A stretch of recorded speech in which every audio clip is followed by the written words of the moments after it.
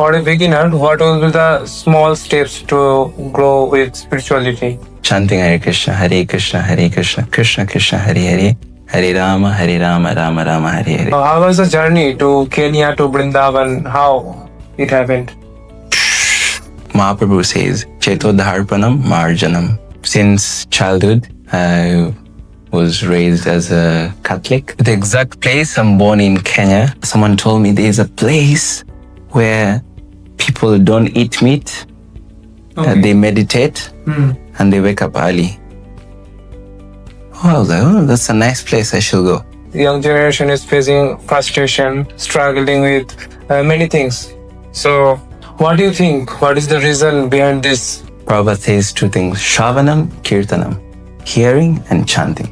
Ultimately, what Krishna consciousness is teaching is want to be happy. Some advices to connect with spirituality with this noisy digital world. Your age mates are getting married, someone is buying a scooty, someone is doing that. So that was the biggest challenge.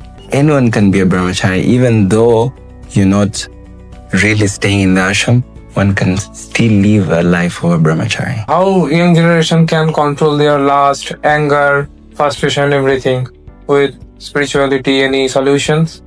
Solutions are simple. Krishna is always present. Krishna is always present. Krishna is in the heart of every living entity.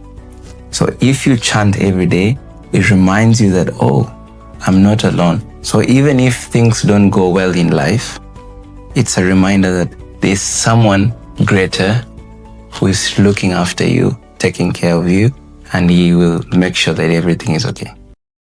Hare Krishna, Babuji. Hare Krishna. Welcome to our podcast. So, can you please tell me about yourself first to our audience? Yes, my name is Das, born and brought up in Kenya. Since childhood, I was raised as a Catholic, and till that time, till the age of roughly 20 years, I was practicing Christianity, and Where are you from, actually? The exact place, I'm born in Kenya, but the exact location is called Eldoret. It's a small city in Kenya, and very green place, and if someone wants to visit Kenya, they should definitely go there. Okay. So, how was the journey to Kenya to Vrindavan? How it happened? They say it's the mercy of Guru, but my journey started when my spiritual master was about to leave his body. So he had only a few months to live, and I was supposed to go to Belgium to see him, but then he decided to come to Vrindavan because he was going to leave his body here. So he told me to come to Vrindavan. So by his mercy, with no plans, I found myself here. Great. So how was your life before this spiritual path? Well, normal life, studied, went to school, college, university, and I started working also. Okay. Yeah. So you were born as Christian. So what kind of spiritual values you learn from Christianity? Well, the most prominent values that they teach in Christianity, especially in Catholic, is to have reverence or respect for the Supreme Lord and human beings. Okay. Yeah. And how you come to this spiritual path? I was actually not searching. At that time I was working, and I used to live with one of my friends in a 2-bedroom house. And but then he got a scholarship to go to the US. So I was left with a whole house, 2-bedroom, 1 person, and 2 times rent. So I was like, I need to find another place which is smaller. Okay. And so I was asking around where I can find a smaller room. And then someone told me there's a place where people don't eat meat. Okay. They meditate and they wake up early. I was like, that's a nice place, I should go. So I went there and I inquired. They told me that it's a training center, Hare Krishna training center. So it's a hostel for boys where all boys can stay in one place. You wake up in the morning, you chant, you read in the evening, and there's prasadam morning, lunch, and evening.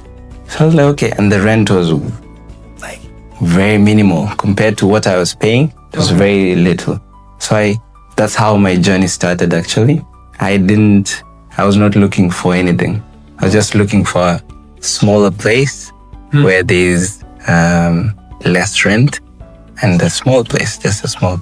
So what attracted you the most? Like chanting, meditation, what?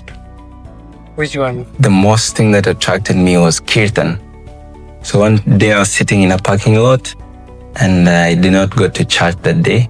And then there's one Prabhu who was singing in the temple, because the temple was just opposite to the hostel. I could hear the kirtan. I'm like, oh, who's that singing? So I was like, let me go. And then I went, and when I entered, the chanting of the holy name, the kirtan was so nice that I immediately went and sat there. At that time, I didn't know what paying obeisance to Prabhupada was, paying obeisance to the deities. I didn't know. I just went directly to the kirtan. So it was difficult to leave your old identity, like Christianity to Hinduism. There is any difference you found? I didn't find any difficulty. It was very natural, because ultimately what Krishna consciousness is teaching is want to be happy.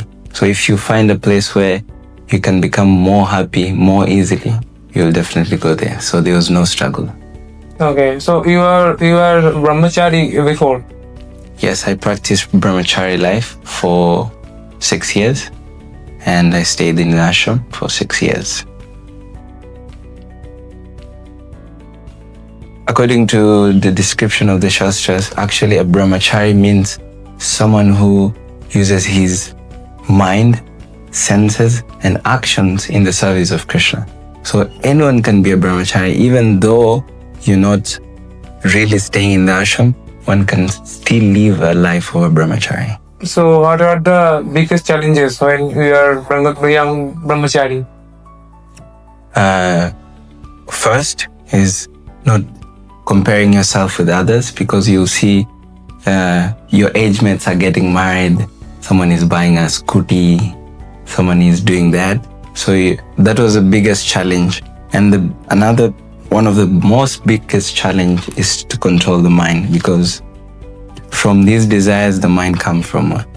Okay, so today's generation, the young generation is facing frustration, struggling with many things.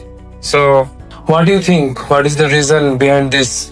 The main reason why people face these challenges because they think that they are the ones, they are the controllers, they are the doers. But the real essence is Krishna is the doer. Whatever happens, good or bad, you get an increase or a decrease, you get fired in a job or you get a job. All these things is because of Krishna, and ultimately because of the material nature. So do you think spirituality can coexist with modern things, career and profession, with everything? Absolutely. Spirituality is part of life. So whether you enter into a profession, engineer, whatever profession you are, you can still incorporate Krishna consciousness inside, because it's not limited by external reasons. Spirituality is an internal aspect of you. It's not an external. But you see, working, where you live, these are all externals, but Krishna consciousness is internal. So for a beginner, what will be the small steps to grow with spirituality? Prabhupada says two things: Shravanam, Kirtanam, hearing and chanting. So these two things build a very strong foundation for you to understand who you are, who Krishna is, and what is your relationship with Krishna. So is chanting and meditation, everything is helped you in your personal life? How will you tell about chanting and meditation? Chanting helps a lot in terms of understanding your position in this world. So if you don't, the reason why we chant is to remind ourselves that Krishna is always present. Krishna is always present. Krishna is in the heart of every living entity. So if you chant every day, it reminds you that, oh, I'm not alone. So even if things don't go well in life, it's a reminder that there's someone greater who is looking after you, taking care of you, and he will make sure that everything is okay. Sure.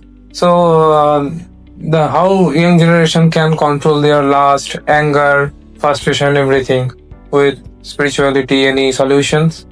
Solutions are simple, very simple, but Srila Prabhupada says Krishna consciousness is simple but not easy. So it's very simple. It means chanting Hare Krishna, Hare Krishna, Krishna Krishna, Hare Hare, Hare Rama, Rama Rama, Hare Hare. But for someone to do this every day, that is an austerity. So how to kill lust, anger, greed, all these things slowly happen by chanting, because Mahaprabhu says, Cheto Dharpanam Marjanam. So cleansing of the heart happens by chanting and hearing about the glories of Krishna. Sure. According to you, you can tell our audience or to young generation some advices to connect with spirituality with this noisy digital world. Well, the best advice is to start where you are. You don't need to be a scholar. You don't need to be a best devotee.